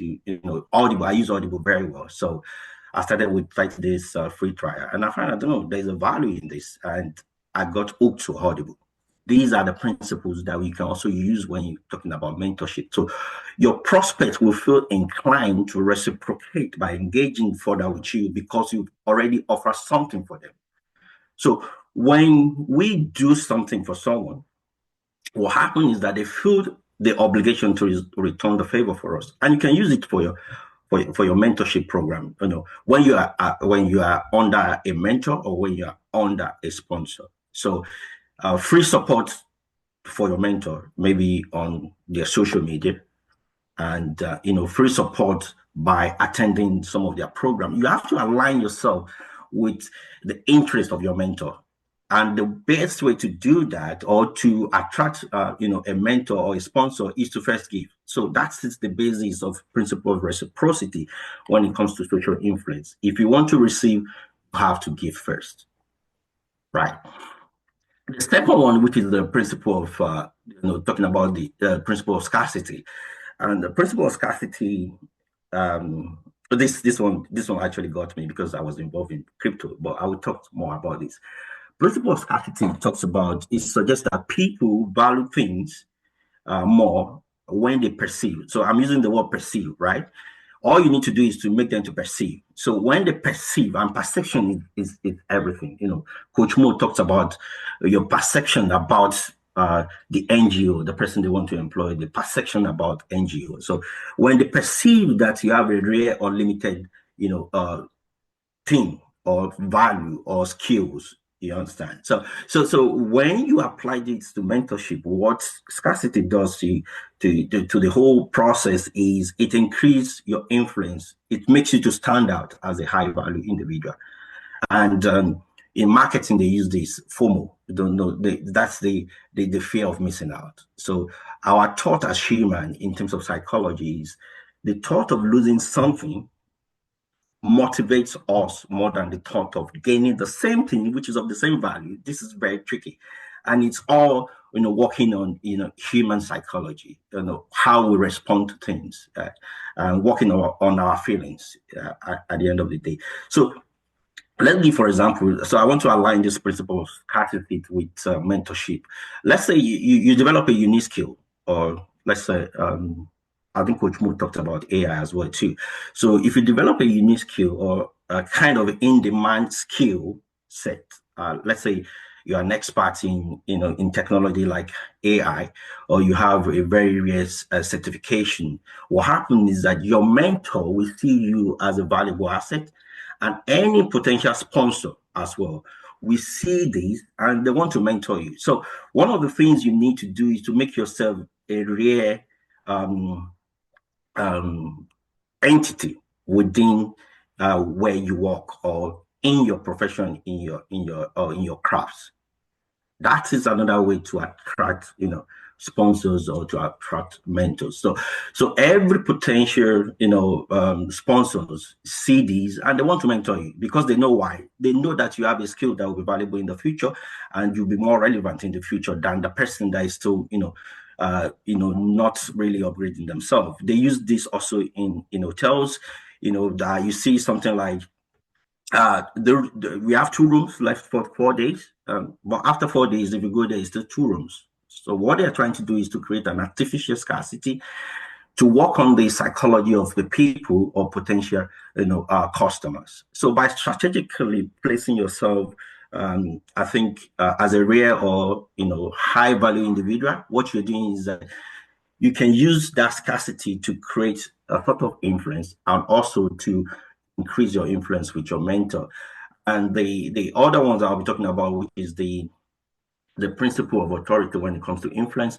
I think Iyiola spoke about, how to use your authority, how a mentor, a sponsor can talk about you or recommend you for a position. But there's one thing for a mentor to recommend you for a position. There's also another thing for you to be a person of authority or an expert in that field. So the principle of authority is saying this.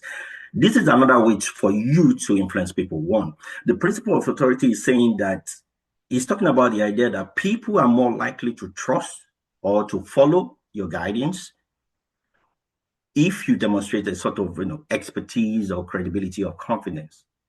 And this happens most of the times because showcasing your expertise, it makes you to gain trust. Iyiola spoke about it. So imagine you're working with a mentor in the banking industry, and you consistently, demonstrate like a deeper knowledge of how stock market works, how forex works.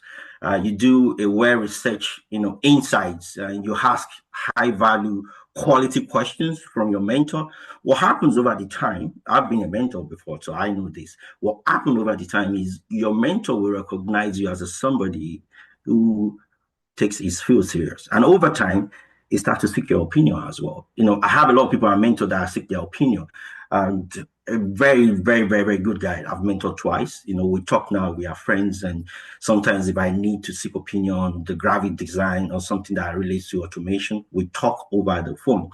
I started as a mentor. Now he's actually mentoring me. So when your mentors see that level of expertise in you, it helps them, it influences them to try to pick you up, to do and to do more for you at the end of the day.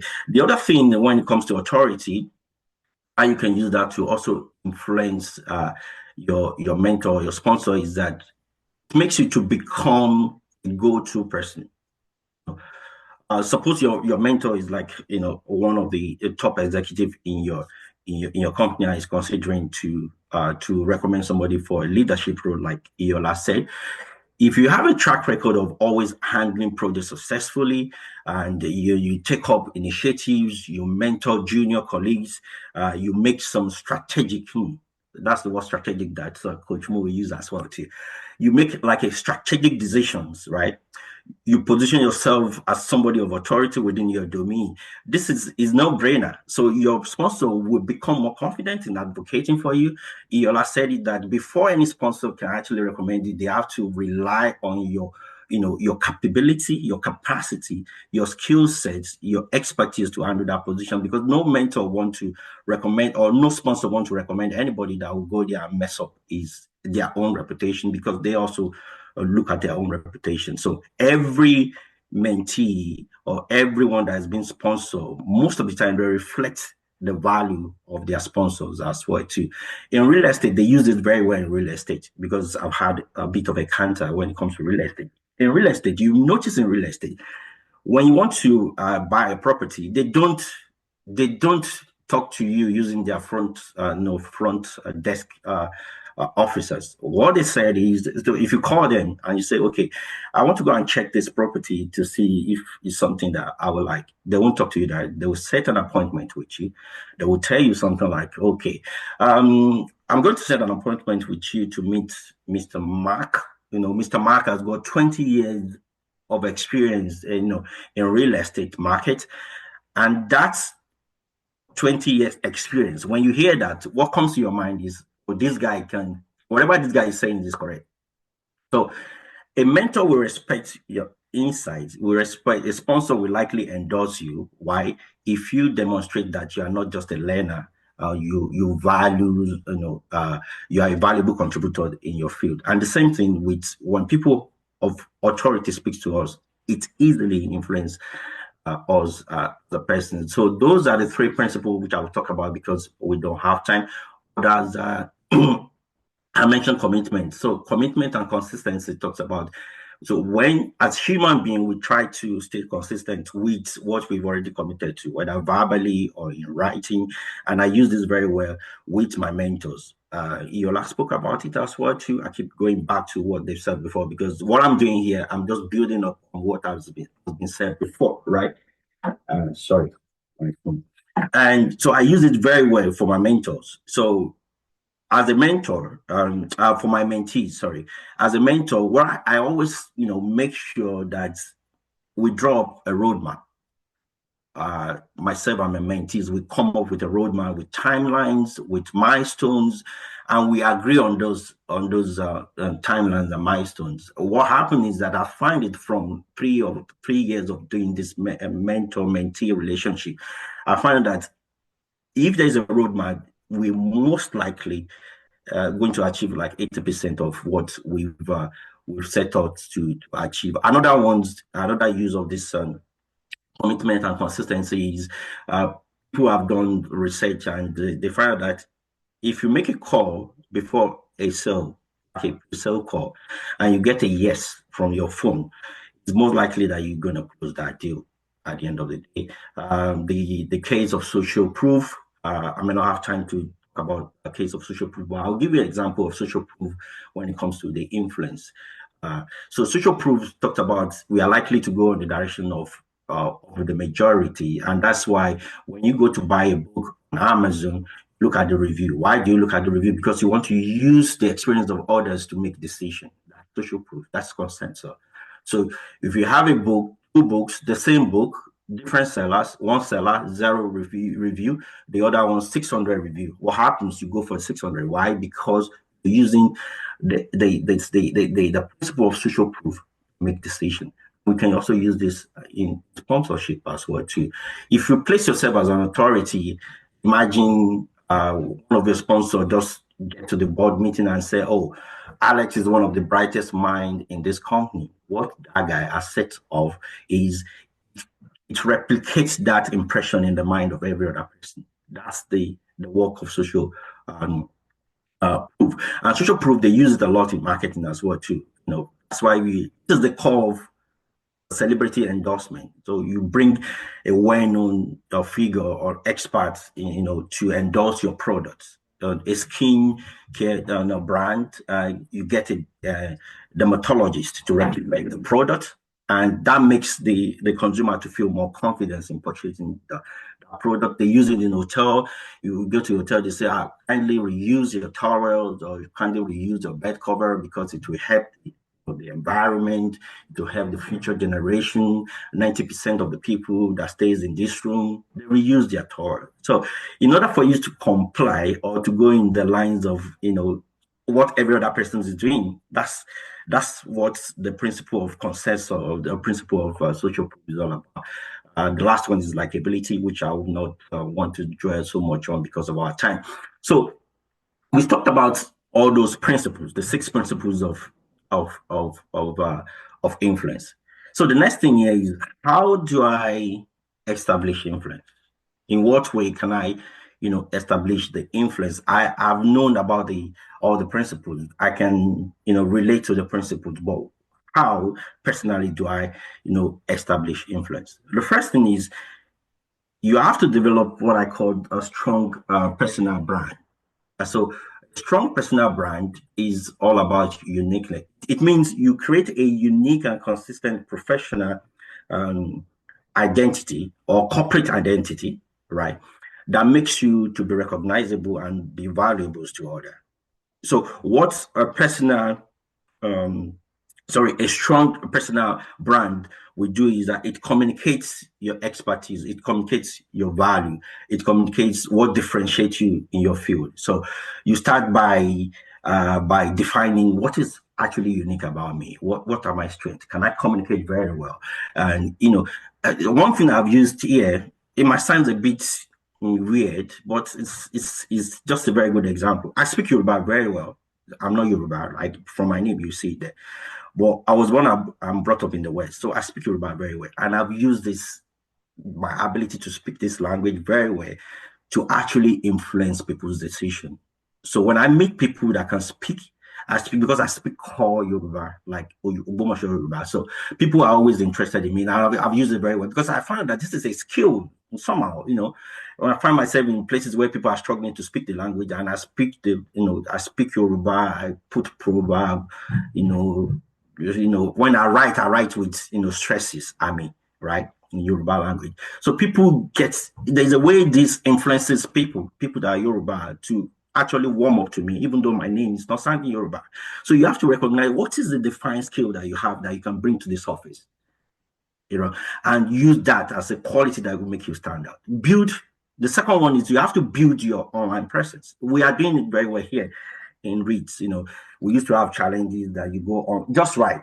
Some people say I've not written before. No, that's not a problem. And I trust Coach it should force you until you are able to push something out there. So maintain active and professional profile on LinkedIn. If you're on this group and you don't have a LinkedIn, I'm sorry for you. So you are not really, really, really utilizing the power of this group. So you have to be active. You're not just having the LinkedIn, you need to be active, share insight, engage in industry conversation. That's where you meet people. I've seen a lot of people that have contacted me to mentor them just because we are in the same group discussing and they approach me and can you be my mentor? I've seen others that they've linked me to jobs, from side jobs, because apart from my main job, I still have a part-time job, as well too. So they've linked me with jobs, which normally if I'm not on that or active on that, it's not just to be on LinkedIn, you have to be active as well too. And when you're on LinkedIn, it takes time, right? But you have to start somewhere. Create a high quality content, articles, share your thoughts about leadership in your area of expertise. And the last thing I will talk about here when it comes to strong personal brand is engage with industry leaders. It helps you network with people that they call expertise in your field. It actually helps you to grow strengthen your personal brand. So a well-developed personal brand will make you more attractive to mentors, to sponsors, to potential investors if you're into business as well too. Because what personal brand does is it positions you as a credible and influential figure in your craft. So, and everybody is always attracted to values. The second one I will talk about, and I've got like 5, but I will just talk about 5. So I will talk about 3 if time permits me. I don't know how much time I still have here, but I will just rush through all these things. Most of us, we are very good at identifying problems. Well, we are not good at bringing solutions. So what I would advise you, if you want to establish influence, you have to be somebody that brings solution, not just identifying problems. So many of us are good about, you just find fault. Everything you looked at you always look for the negative things, right? And that is more like the natural tendency of every human that you need to work on. But the most influential individuals are actually people that bring solutions. Elon Musk solve problems, Amazon problems of logistics, readily available. Click the button, then your product is there the next day. So Facebook solve the problem, social connections. So you have to solve problems. When you see problems, you solve problems. So a shift in that mindset of being somebody that look to identify problem to person that brings solutions, it makes you a valuable asset to mentors. and to sponsors and also to any leadership teams. Because the reason for this is the world we live in right now, more than ever before, the world does not reward effort. The world rewards impact, results, and value. So I will speak it again. The world we live right now does not reward efforts. The world we live right now rewards, they reward impact, result, and value.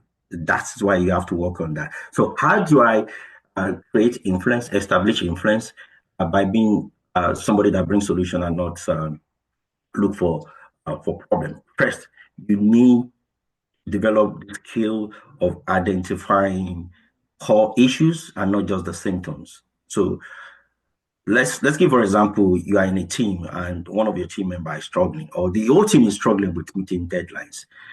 You don't just point out the fact that, oh, they are struggling with meeting deadlines because they are not competent. You have to determine, is this a problem that has to do with we don't have enough people to do the job, or is there a communication gap between the team and the rest of the, of the whole project, or are we setting unrealistic, expectations?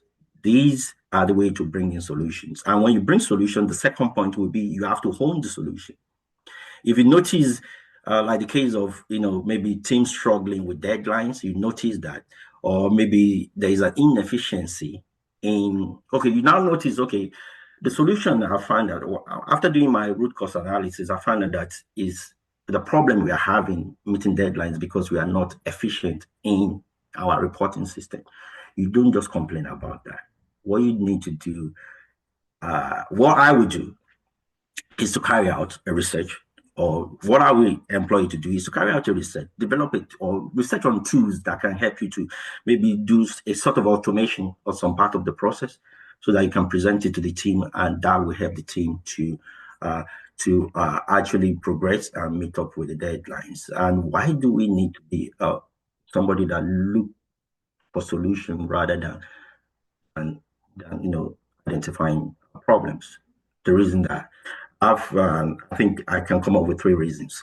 First is mentors and sponsors, they always look out for proactive persons. And why is no brainer. A proactive person or individual will make your job easier, not just the people that point out, issues. Problem solvers build trust, because what they do is that over the time, they demonstrate reliability and the fact that they can actually do a sort of critical thinking as well too. The third one, when it comes to establishing, your influence, is your ability to stay consistent in delivering values. So influence and sponsorship, like I said, is not something that you build overnight.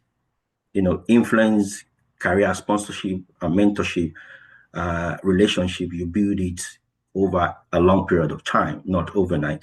And your ability to stay consistent in adding value in that journey, it helps you to remain relevant in the relationship, to remain trusted in the relationship, and also to be seen as an asset by your sponsor, or by your mentor, or by your key stakeholders. And how do I stay consistent in delivering values? Number one, show up. Somebody said, I've forgotten the name of the guy now. He said, when you show up for something, it's almost like 70% of the job is done by showing up. And I've seen this in my gym life. So I go to gym 4 times in a week, right? And some days it's just very hard for me to even leave the house. And what I find out that if I just show up in the gym, if I struggle, to just get to the gym, even with the intention of not doing so much, most of those days are days I do a lot at the end of the day. So showing up is almost like 70% of the job is done when you show up. They're telling me I have 5 minutes more. So being consistent in delivering value is one of the way to actually create to establish your influence. And the other one that I would like to rush through, and is, if time permits me, is how do I create, what are the mentors and the sponsors? What are they looking for? I think the first one I will talk about is mentors are looking for high potential individuals And secondly, they are looking for people that can add value in return, right? So high potential people, they have the quality. They have the quality of a strong performance, and they are always result-driven person. So you need to develop yourself. If you want to be picked up by a mentor, by a sponsor, you need to, to develop yourself as a high potential individual. I call it IPO person. So HIPO. So high potential individual. You need to develop yourself to that level, and the quality of that you need to develop is a strong performance. And you have to be result driven person, and in terms of your mindset. So instead of completing a job, you have to be actively finding a way of adding to. You just don't complete the job because they're giving you a job. I just want to do the job and leave. Most of us are 9 to 5. Oh, I just want to do the job and leave. No, you don't do that. If you want to just do the job and leave, then you can as well go and start your own business as well too. So any job you're given as a high potential person, which will make you to be attractive to your potential mentors and sponsor, you have to display a strong performance and result-driven mindset. Also, you have to be productive. If you see a gap, you have to be proactive. What I mean by that is you have to take initiative without somebody telling you. Seek out opportunities, learning opportunities. And the other one is you have to be adaptable to be a high potential individual. You are willing to take new challenges. When a new project requires an unfamiliar skills, you need to be quick to adapt. Coach Mo talked about adaptability, how to maneuver your way when you see things has changed. So a high potential individual should be able to adapt, to learn, and have a way of finding, a way to contribute to any project or any vision of their mentors or their sponsors. The other aspect is you have to be somebody who had value in return. So mentorship is not one way thing, like I said. So why mentors and sponsors, why they offer you guidelines and support and opportunity, they also appreciate that you also you invest more. You bring value in return. So being a value-adding mentee increase your chance of gaining deeper mentorship or strong sponsorship or a long-time career growth with your mentor or your mentee. And somebody will ask also, what are the qualities I need to possess as a person of value and return? Show appreciation. So one of the mentees which I've actually mentored on this program this week posted something that actually got me on his status. Posted a picture of Coach Itunu about how much she has actually impacted his life. That anytime he receives his salary, I'm trying to rephrase what he posted. That anytime he receives his salary, he remembers Coach Itunu and Coach. I've forgotten the other person's name. I think it's Mayowa or something. Coach Mo as well too. And anytime he sees the salary, he remembers them. So that's a way of showing appreciation and acknowledging the impact of your mentor. That is another way of creating value for your mentor. When you want to be a value in return person. So be a good representative of their investment, which a lot of us, which like the example I've shown now, reflection, a good representative of investment that has been done by Coach Itunu. So example would be if a sponsor vouch for you for leadership role, you have to prove them right by exceeding the expectations, and you demonstrate that exceptional skills. So because of time, I may not be able to go through a lot of these things, but I will jump straight into what are the common challenges when it comes to influence, when it comes to mentorship, when it comes to sponsorship. First one is not having the right network. I've talked about using LinkedIn, be active on LinkedIn, join professional group, be engaged in LinkedIn and also industry forum. The second challenge when it comes to influence, mentorship, and sponsorship is the fear of rejection. A lot of people can't approach people because they feel they will be rejected. I don't think that's a good way to go about it. Reframe rejection as redirection. If somebody rejects you, see it as a redirection. Seek feedback, improve on the feedback of people. So when people give you feedback, not because they hate you, always turn that feedback into something that you can use to redirect you in the right direction. And the third one I will talk about is not having a right network. When you're making network in the network dynamics, there are people we call the core network people, there are broad network people, and there are what they call the I think the strong network people and the broad network people. So in your core circle, you can have, like they call it 550 150 rules. So you have 5 as a core 5% in your core network. You have people in your broad net and your strong network, and you have 150 in your broad network. But because of time, I won't be able to go through it. So, but the three things is not having the right network, fear of rejection, and not having okay, I've talked about not having the right network and strong fear of rejection. Those are the two I would like to talk about here in terms of how to overcome the common challenges when it comes to influence and mentorship. Just because of time, this is my takeaway for everyone. The key takeaway: influence is built on trust, built on value, is built on consistency, and mentorship and sponsorship requires an intentional relationship building. It's not a transactional thing. You have to be intentional about it. And lastly, the more value you give, the more investment you will attract. So it's all about value giving for you to be able to attract investment. So because of time, I have to rush through all these things. Maybe if I have opportunity in the future, we can go through some of those things that I've missed because I'm rushing through because of our time. Thank you, everyone, for listening to me. I hope I've been able to convince you, not to confuse you. You remember those days, right? Thank you so much. Apologies, we really overshot our time. No problem. I'm happy to come back again and do justice to this. Yeah. Thank you. It's been amazing. Please, can we have just 1 or 2 questions because of the time? I'm hoping we can be out of here in the next 10 minutes max. Normally we end, it's a 2-hour session. We're supposed to have ended by 7. We've overshot by 20 minutes. So if you have a question, can you please raise your hand? Oh, yes. I was like, people are dropping off. Ramadan. Our Muslim brothers have gone to break their fasts. They'll catch up. Any questions? If there's no questions, I'll not wind you for questions. Okay. I want to say a very big thank you to all the speakers.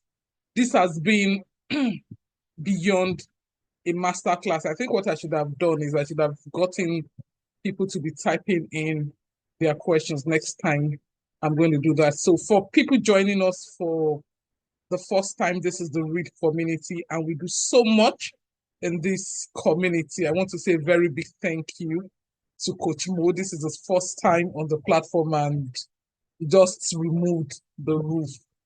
Alex and Iyi, they've been partners with us. They are actually coaches, mentors on the READ platform, which they do absolutely for free, and they are transforming lives. That is all we do at READ.